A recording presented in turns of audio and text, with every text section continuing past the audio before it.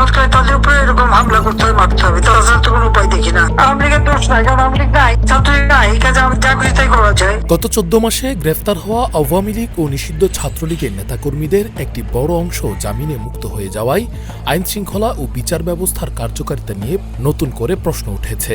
Police সদর দপ্তরের তথ্য অনুযায়ী দেশজুড়ে গ্রেফতার হওয়া এসব মামলার আসামিদের প্রায় 70% বর্তমানে জামিনে মুক্ত রয়েছেন। জেলা পর্যায়ে এই হার আরও বেশি, কিছু ক্ষেত্রে যা 90%-এর কাছাকাছি। গত বছরের 5 আগস্ট শেখ হাসিনার পতনের পর আওয়ামী লীগ ও এর অঙ্গ সংগঠনের কার্যক্রম নিষিদ্ধ হওয়ার পর ব্যাপক গ্রেফতার অভিযান শুরু হয়। সেই সময় বহু নেতাকর্মী কারাগারে গেলেও বাস্তব চিত্র বলছে ভিন্ন কথা। তাদের বড় অংশ এখন কারাগারের বাইরে। শুধু তাই নয়, এমন অভিযোগ উঠেছে যে কয়েকজনকে গ্রেফতার দেখিয়ে পুলিশ ও গণমাধ্যমে প্রচার করা হলেও তারা কোনো দৃশ্যমান জামিন প্রক্রিয়া ছাড়াই দেশের বাইরে অবস্থান করছেন। অভিযোগ রয়েছে বিদেশে বসেও তারা রাষ্ট্রবিরোধী ষড়যন্ত্র ও রাজনৈতিক তৎপরতায় সক্রিয় রয়েছেন। বাংলাদেশে কোনো শান্তি নেই, বাংলাদেশের মানুষ কোনো শান্তিতে নেই। আমরা সকলেই চাই বাংলাদেশ শান্তি ফিরে আসুক। জননেত্রী প্রধানমন্ত্রী দেশরত্ন শেখ হাসিনার মাধ্যমেই বাংলাদেশের সেই শান্তির বার্তা দেওয়ার জন্য যুক্তরাজ্য আওয়ামী লীগের আজকের এই অবস্থান। জুলাই আন্দোলনে সংশ্লিষ্ট বিভিন্ন পক্ষের দাবি, শেখ হাসিনার শাসন দীর্ঘায়িত করতে রাজনৈতিক পরিচয়ে যারা হত্যা, নির্যাতন ও দমনপীড়নে জড়িত ছিলেন তাদের এভাবে জামিনে বেরিয়ে আসা রাষ্ট্র ও গণতন্ত্রের জন্য উদ্বেগজনক বার্তা দিচ্ছে। তারা মনে করছেন প্রসিকিউশনের ভূমিকা ও প্রস্তুতি নিয়েও প্রশ্ন তোলার সময় এসেছে। আদালতে জামিন ঠেকাতে যথাযথ আইনি প্রস্তুতি ও সদিচ্ছার ঘাটতি রয়েছে কিনা তা নিয়েও বিতর্ক তৈরি হয়েছে। গুলিবর্ষণ ও হত্যাচেষ্টা মামলার আসামিদের জামিন পাওয়ার ঘটনাও আলোচনায় এসেছে। উদাহরণ হিসেবে উঠে এসেছে ইনকিলাব মঞ্চের আহ্বায়ক শরীফ উসমান হাদিকে হত্যা চেষ্টার মামলায় অভিযুক্ত ফয়সালের নাম।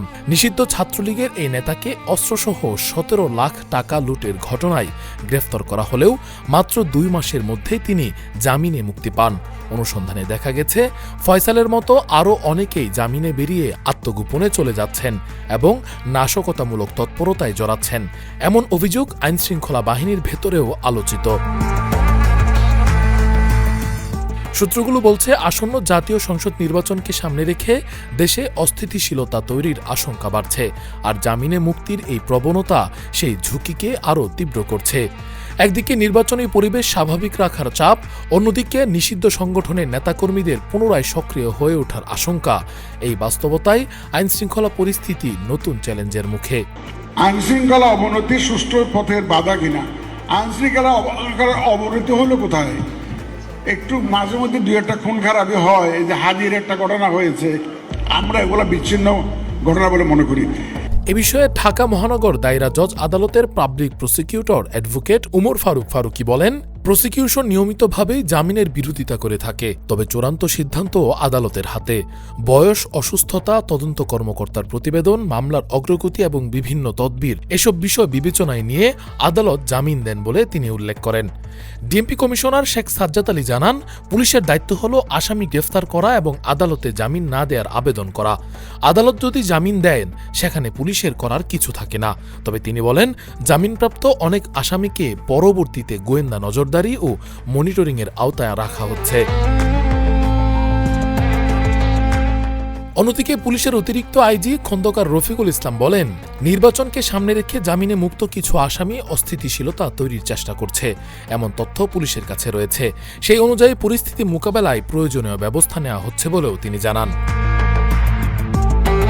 একদিকে গণতান্ত্রিক উত্তরণ ও নিরাপদ নির্বাচনের প্রত্যাশা, অন্যদিকে জামিনে মুক্ত নিষিদ্ধ সংগঠনের নেতাকর্মীদের সক্রিয়তার অভিযোগ। এই দুই বাস্তবতার টানাপোড়েনে দাঁড়িয়ে আছে দেশ।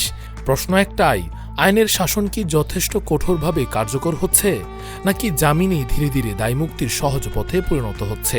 এই প্রশ্নের উত্তর খুঁজছে রাষ্ট্র, আর উৎকণ্ঠায় অপেক্ষা করছে সাধারণ মানুষ। রাকিবুল ইসলাম রইস, ফেস দ্য পিপল।